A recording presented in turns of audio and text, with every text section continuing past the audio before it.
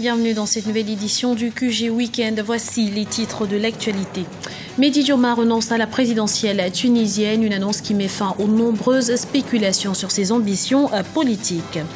La campagne électorale se poursuit au Congo. Les candidats ont commencé à aller à la rencontre des populations en vue des scrutins locaux et départementaux du 28 septembre prochain. Et puis, hommage scénique des artistes kenyans victimes des attentats du centre commercial de Westgate en 2013.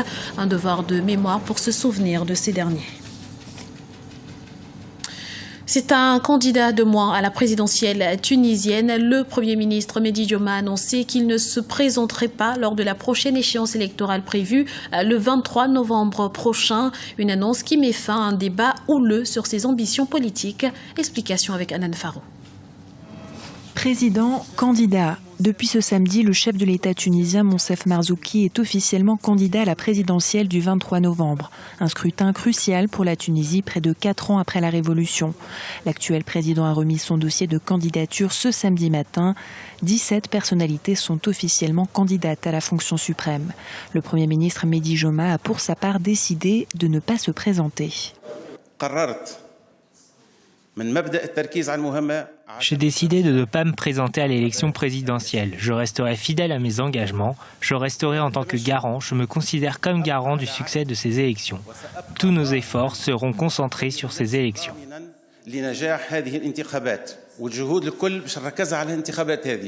La présidentielle du 23 novembre prochain sera la première organisée depuis que la Tunisie a adopté cette année une nouvelle constitution. Le pays organise ce scrutin avec 2 ans de retard après une succession de crises politiques provoquées notamment par l'essor d'une mouvance djihadiste armée. Ce mardi, des affrontements ont d'ailleurs eu lieu près de la frontière algérienne.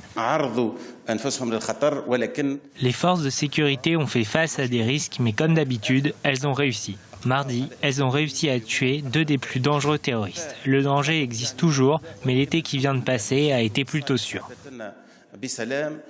À l'approche de l'élection, Tunis a monté le niveau d'alerte sécuritaire d'un cran. Avant la présidentielle, les élections législatives doivent avoir lieu le 26 octobre. L'instance supérieure indépendante pour les élections doit annoncer d'ici 2 semaines la liste définitive des candidats aux 2 scrutins. En bref, une table ronde sur le processus de paix en Casamance, région du Sénégal, est prévue ce dimanche. Une initiative de la plateforme des femmes pour la paix en Casamance et qui verra la participation des militants de la société civile impliqués dans la résolution de cette crise. La campagne électorale bat son plein au Congo. Depuis une semaine, Brazzaville, la capitale, est recouverte de banderoles et d'affiches. Sur place, les candidats s'attellent à convaincre les indécis. Reportage de notre correspondant Prince Bafolo. Depuis le 12 septembre dernier, les candidats aux élections municipales et départementales sont en campagne électorale sur toute l'étendue de la République du Congo. Ici à Brazzaville, l'effervescence n'est pas au rendez-vous.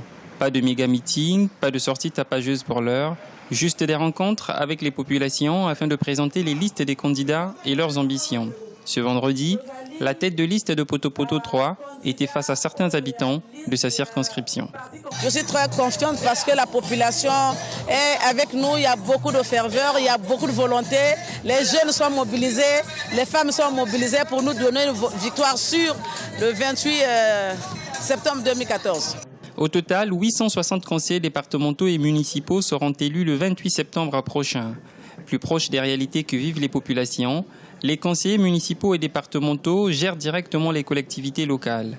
Ils élisent les maires centraux dans les grandes villes et sont surtout de grands électeurs pour les élections des sénateurs. Un enjeu capital pour les partis politiques. L'Union panafricaine pour la démocratie sociale, principal parti d'opposition, participe à cette élection, ce qui n'est pas le cas pour une franche partie de l'opposition.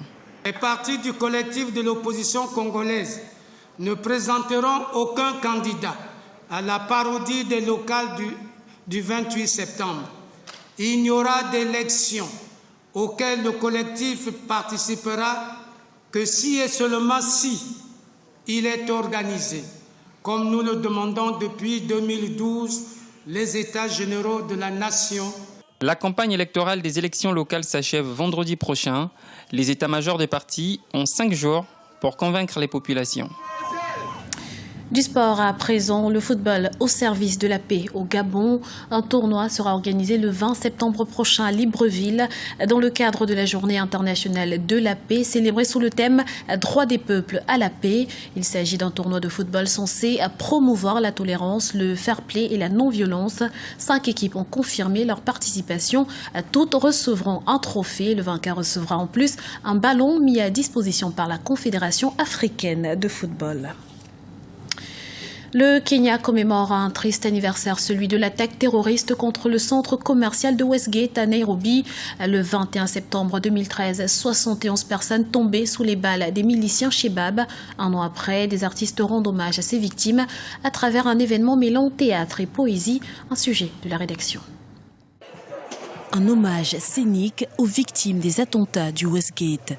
En marge des commémorations du premier anniversaire du massacre, une séance de lecture de poésie est organisée à Nairobi, la capitale kenyane. Un recueil de nouvelles émouvantes qui retrace la vie des victimes.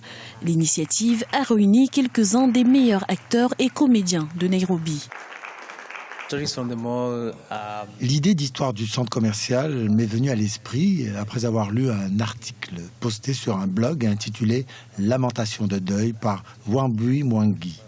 La lecture de ce travail a été une expérience si émouvante que j'ai commencé à le lire à haute voix à la maison. Et quand je l'ai lu à haute voix, j'ai ressenti la puissance et le pouvoir des mots.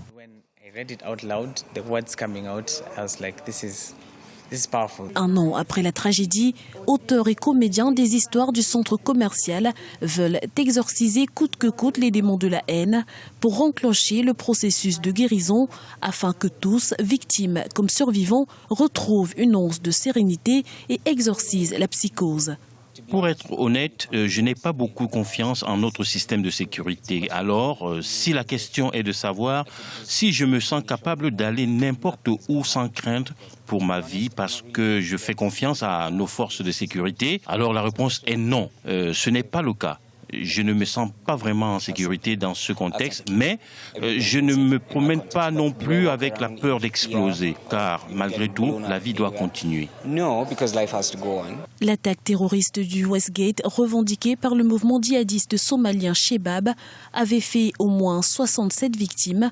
Un an après, l'horreur de l'attaque reste présente dans les esprits. C'était le journal de la rédaction. Nous vous remercions de l'avoir suivi. Retrouvez dans un instant une nouvelle édition du QG Week-end sur Africa 24.